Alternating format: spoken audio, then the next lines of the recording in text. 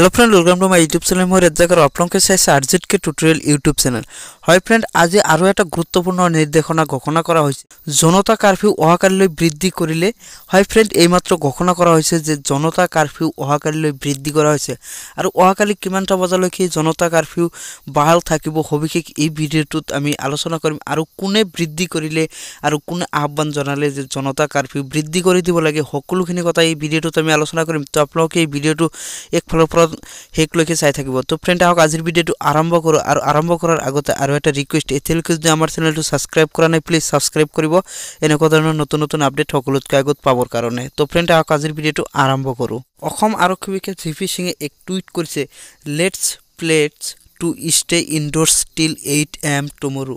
I March 23 and prolong social distancing effort at the rate of Assam police. হয় friend, Assam আৰক্ষী বিষয়াই আহ্বান জনাইছে যে আমি অহাকালি মানে 23 মাৰ্চলৈকে ৰাতিপুৱা 8 বজালৈকে আমি জনতা কাৰফিউ পালন কৰো আহক, এইটো আহ্বান জনাইছে অসম আৰক্ষী বিষয়াৰ তৰফৰ পৰা। আৰু টুইট কৰিছে জিপি সিং ডাঙৰীয়াই টুইট কৰিছে আৰু সেই টুইটত সুন্দৰকৈ লিখি দিছে। তো আপোনালোকে ফ্ৰণ্টত নিশ্চয় চাই আছে।